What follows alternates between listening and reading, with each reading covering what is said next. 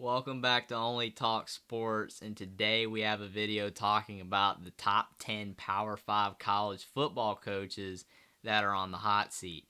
Subscribe to the channel if you want to see more content like this. We just hit 10 subscribers. Thank you for all the subs. Thank you, and I'm going to continue bringing you more content that you want to see. So at first, I got the honorable mentions on these hot seat coaches. Honorable mentions, number one, we got Greg Schiano at Rutgers. He's 8-14 in his first two seasons. I don't think he's nowhere near getting fired, but the only reason why I have him on here is because he did better in the 2000s and early 2010s at Rutgers. He had an above 500 record. And some Rutgers fans are, a little upset that he's not doing as well, but he's now in the Big Ten. Rutgers is not the same as being in the Big East. He's now in the Big Ten. It's much harder to win now at Rutgers than it was then.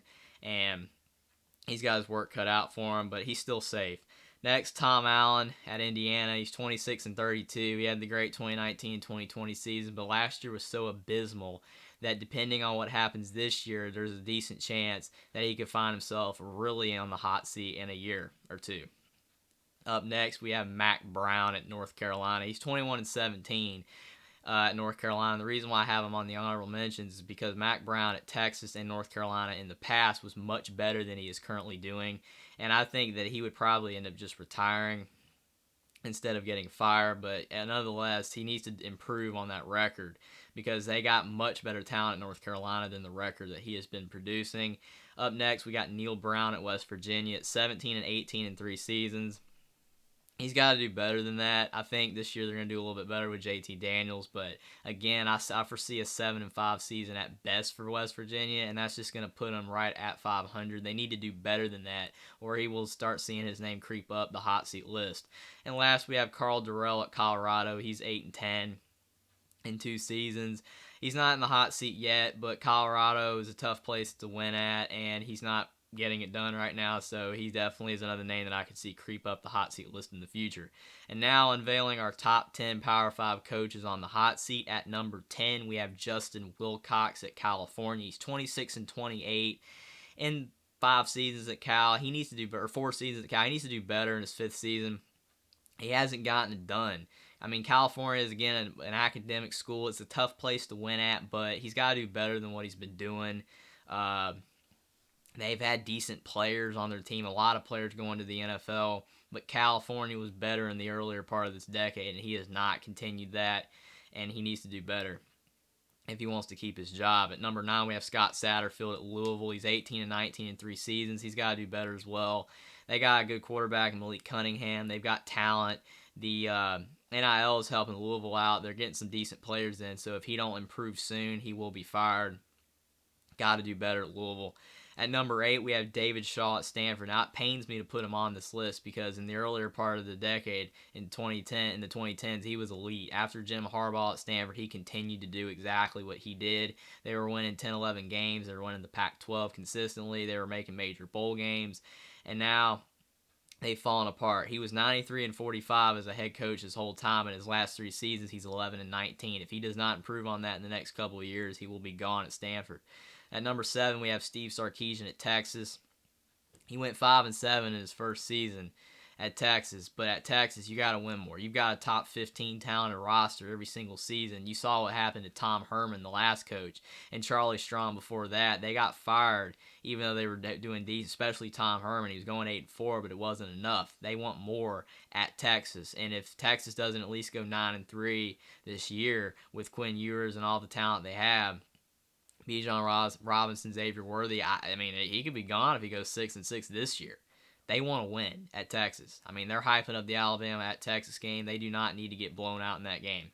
So he's already on the hot seat, unfortunately, after 1 season. And in years past, you would never have a head coach on the hot seat after 1 season.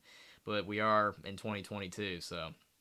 At number 6, we have Mike Norvell at Florida State. He's been there 2 seasons. He's 9-13. He was 8-13. They just beat DeCon.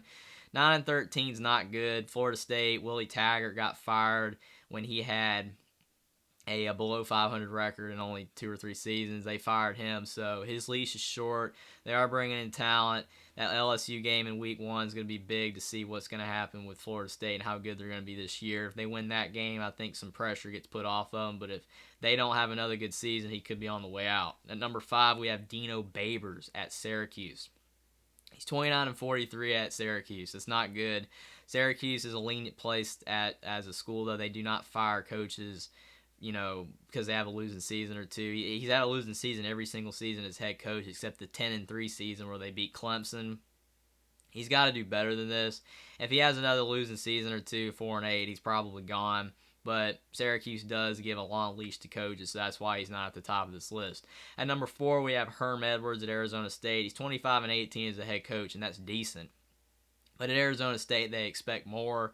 But the real reason he's this high on this list is because of the allegations that they've had where during the virus they had players coming on campus that they weren't supposed to have. And even though Herm Edwards has escaped being fired so far because of it, and he said that he's done nothing, he wasn't a part of it, he's still on the hot seat nonetheless, because when you're under controversy, that basically means you have to win more for the school to keep you. Kind of like Bill Self at Kansas. He's been under controversy for years, but they're winning, so they're keeping him, and they're going to do everything they can to keep him. At Herm Edwards at Arizona State, if he keeps hovering around that barely over 500, they will get rid of him with all these scandals going on.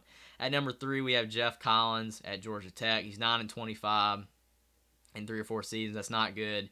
In 3 seasons, he's got to do better.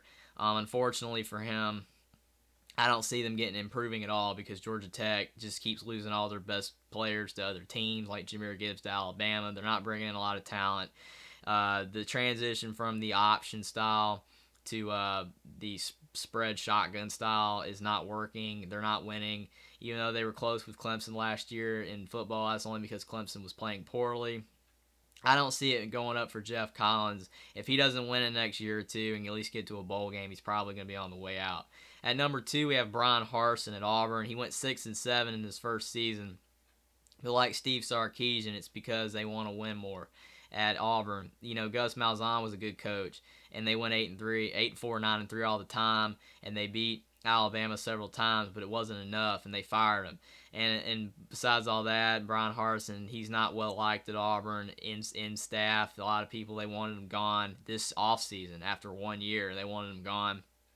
He survived. He made it. But unless Auburn has a great season going 9-3, 8-4, which I don't think they're going to do this year, he might be on the way out because he just has so many haters at Auburn. I thought it was a weird hire, him going from Boise State to Auburn anyway, but it is what it is. I hope he makes it, but it's not looking good for him because he's just so disliked at Auburn for a lot of reasons that might not even be deserved. And number 1, we have Scott Frost. What else needs to be said at Nebraska? He's 15-30 in his 5th season. He just lost to Northwestern. Again, if it wasn't for the fact that he was their quarterback in the 90s, he'd already been gone. He's done nothing but lose close games over and over, and you're just waiting for a breakthrough. You're waiting for him to make a bowl game. You're waiting for Nebraska to get back to glory. They got the talent. He's not winning. They keep losing games a lot of times just because of stupid plays. Some of it coaches, some of it players.